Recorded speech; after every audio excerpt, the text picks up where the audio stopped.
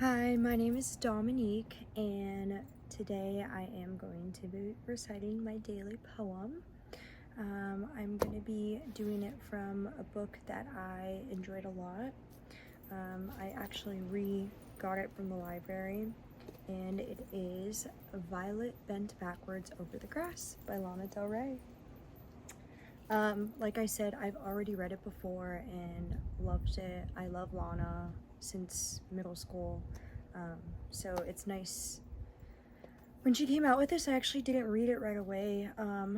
It's when I started going back to the library and I stumbled upon it and I was like, oh my gosh, I need to read it. So here's one that I kind of looked over and was like, this is a good one, because I did recite one previously, LA, Who Am I to Love You? I think that's a really popular one, and that one is also a favorite.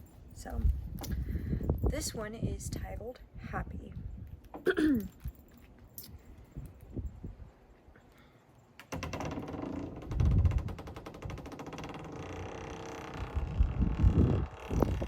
my gosh, the umbrella that I'm under is like spinning around because it's windy, but it's not even that windy. So if you hear, look, if you hear creaking, that's what it is, and I apologize.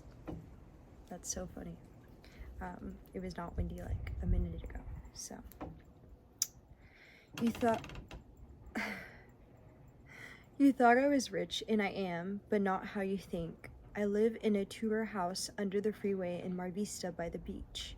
When you call, I take my phone outside to the picnic table that I bought from the Rose Bowl, and I listen to the rushing cars above, and I think about the last time you visited me, the last time we made love, how the noise got louder and louder during rush hour, until it sounded like the sea, and it felt like the ocean was the sky, and that I was flying because you were 2 feet taller than me, until you took me in your arms, and I could touch the stars, and they all fell down around my head, and I became an angel, and you put me to bed, happy. People think that I'm rich, and I am, but not how they think. I have a truck with a gold keychain in the ignition, and on the back it says, happy, joyous, and free, happy. And when I drive, I think about the last time my friends were driving with me, how the radio was so loud that we couldn't hear the words, so we became the music, happy. They write that I'm rich, and I am, but not how they think. I have a safe I call the boyfriend box, and in it every save receipt, every movie theater ticket, just to remind me of all the things I've loved and lost and loved again unconditionally. You joke that I'm rich, and I am, but not how you think. I live in a Tudor house under the freeway, off of Rose Avenue, 12 blocks from the beach. And when you call, I put your sweater on and put you on speaker and chat for hours underneath the trees and think about the last time you were here lying next to me. How the noise from the cars got louder and louder during rush hour until it sounded like a river or a stream, and it felt like we were swimming, but it wasn't just a dream. We were just happy. And I think it's really cute because there's pictures that she has all in this book. This is, I want to say, the house. I love how all of her poems are very personalized to her personal experiences, which I feel like most poets do, but hers revolve a lot of romance, and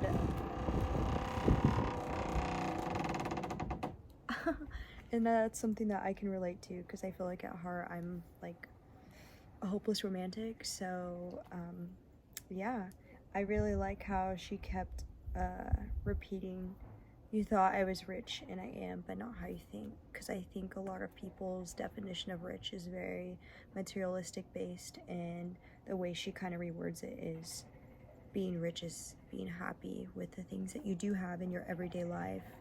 You know, it's always to me it's the memories that make not someone rich, but make me rich personally. Like, I'm not gonna be here and think like, oh yeah, remember this super expensive car that I had. It's more of like the memories that were made with the car.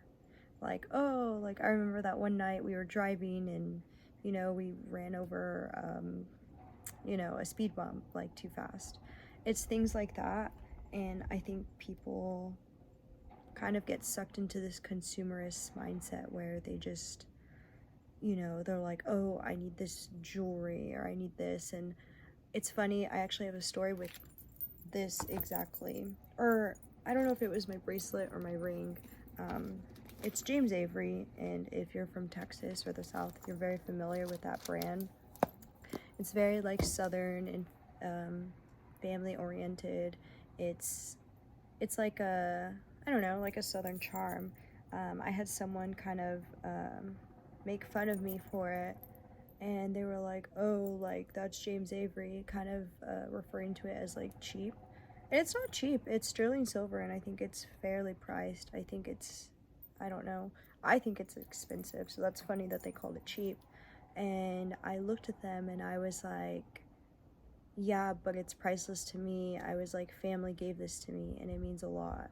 Like for these charms, when I was younger, I used to like hate my bracelet because I was like, oh, like everyone has it and that. And then it took me to move to a different state and be completely by myself to come back to this and just want to wear it every day because it reminds me of, you know, my family that, you know, got me this charm or something, like just like my roots and who I am as an individual.